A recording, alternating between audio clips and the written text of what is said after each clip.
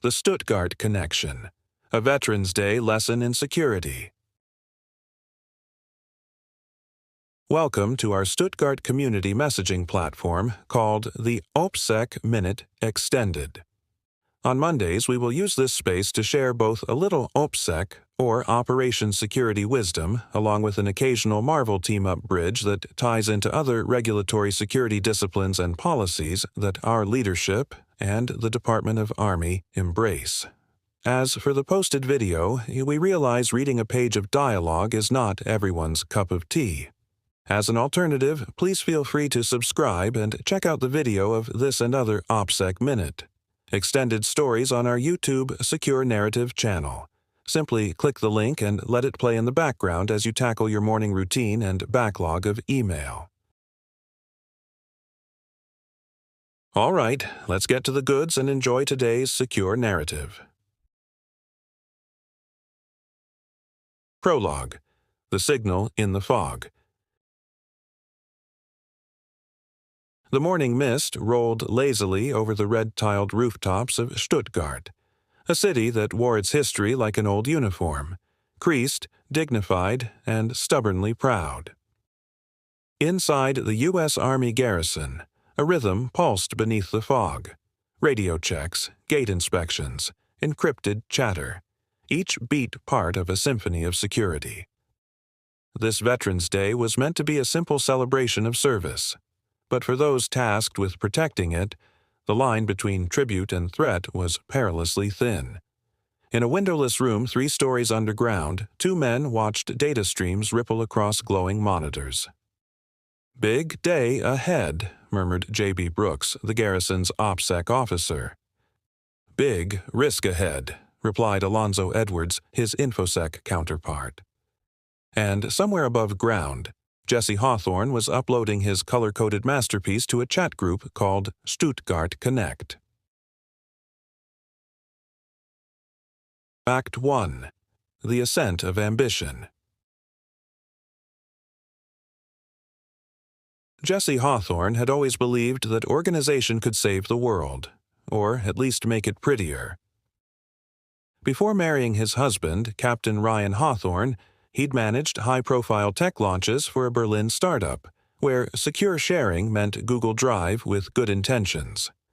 Now, with Ryan deployed and Veterans Day approaching, Jesse saw an opportunity to give back, to prove that spouses could make things happen. He recruited his closest allies, Maria "Rhea" Cruz, a former Intel analyst turned family advocate capable of finding a missing child or a missing file in seconds, Sergeant Elias "Doc" Finch, a medic with a heart of gold and a brain wired for logistics. The trio's chemistry was infectious, part PTA meeting, part covert ops sitcom. "Rhea, Doc, this event will be flawless," Jesse beamed, tapping his laptop. "Schedules, routes, seating, everything's color-coded by urgency." "Color-coded?" Rhea raised a brow. "Jess, the Army doesn't need aesthetics. It needs clearance levels." But Jesse was already hitting send. At that precise moment, somewhere deep in the garrison network, a quiet alarm blinked red. Act 2. The Chill of the Professionals.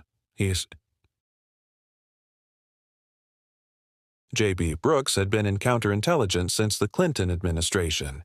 His humor was dry, his paranoia justified. Across from him, Alonzo Edwards ran security like a Swiss clock, precise, unamused, and allergic to Wi-Fi. "Got a live one," J.B. muttered, sipping his cold coffee. "Who?" "Someone's posting unclassified but highly specific event logistics through an app that rhymes with OPSEC." Within minutes, they traced it to Jesse's laptop. Alonzo sighed. "Another digital do-gooder?" "Relax," J.B. said. "He's not malicious, just efficient." "Efficiency kills security, Brooks." "Yeah," J.B. grinned, "but it looks damn good on a spreadsheet." They didn't yet know that a certain journalist named Eric Jensen had already spotted the post and saw opportunity gleaming between the pixels. Act 3. The Breach. Veterans Day morning arrived crisp and ceremonial. Flags fluttered, brass gleamed, and drones hovered, one of which wasn't supposed to be there. As the motorcade approached, the comms near Gate 17 went dark. JB's radio crackled. Unauthorized vehicle tailgating supply truck. Possible breach attempt. The man behind the wheel was none other than Eric Jensen, press badge and all. He was caught before harm was done, but not before every security officer on post felt their stomach drop. In the command tent, Jesse was confronted with the full weight of his well-intentioned disaster. "Your infographic," Colonel Sanford said, voice heavy, "was perfect for anyone wanting to target our guests." Jesse froze, eyes locked on the screen that had once filled him with pride. Now it looked like a blueprint for catastrophe. "I just wanted to make it efficient," he whispered. JB placed a hand on his shoulder. "Son, efficiency and security aren't friends. They're polite neighbors who avoid eye contact." Act 4. The Rally. Humiliated but determined, Jesse didn't flee. He fought to make it right. Under Alonzo's supervision, he rebuilt the event from the ground up using secure systems, paper manifests, and good old-fashioned radio calls. Rhea rallied volunteers, Doc reorganized medical support, and even the colonel admitted Jesse's energy was invaluable. The ceremony resumed without fanfare, but with perfect security.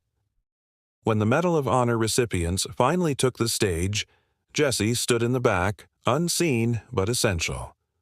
Later, ACI confirmed Jensen wasn't press. He was a data spotter for a foreign intelligence service. Jesse's lapse had been contained just in time. Act 5. The Stuttgart Protocol. Dienandatichan.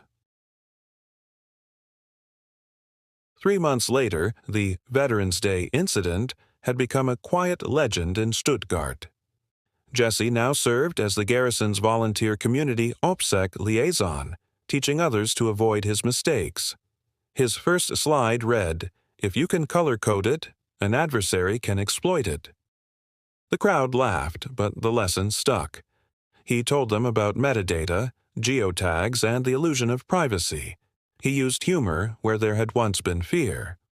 Rhea called it the gospel, according to Jesse.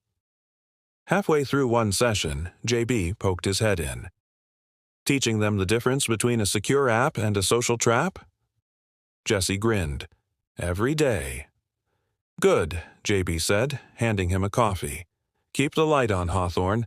Security's not about paranoia, it's about awareness." Outside, the sun broke through the German clouds, illuminating the garrison below. The mission was still ongoing, the lessons still alive. Epilogue: The Connection. That evening, Jesse logged into the secure intranet, waiting patiently for the spinning blue circle to load. Rhea teased, "Still faster than getting through Alonzo's briefings." Jesse smirked. "Yeah, but safer than my Wi-Fi." He leaned back, watching the system connect. In a world obsessed with sharing, he'd learned the quiet strength of restraint, the discipline of discretion. The Stuttgart fog rolled in again, and with it came the unseen hum of 100 secure signals pulsing in harmony, each one proof that the smallest acts of vigilance could protect the largest missions. The Stuttgart Connection wasn't just an app anymore. It was a lesson, written in pixels, paid for in humility, and sealed in security. Thank you for sticking around as we continue testing the boundaries of an extended storyboard. Think of it as security training with a plot twist and a fresh way to both educate our team and connect with our military community. Subscribe to our Secure Narratives YouTube channel. Hit us with a like and watch our new updates. Also, if you have other suggestions or ideas, or are interested in a personalized name drop, or your work center's inclusion to our tales, don't hold back. Send a quick note or use the interactive customer evaluation system to share your thoughts.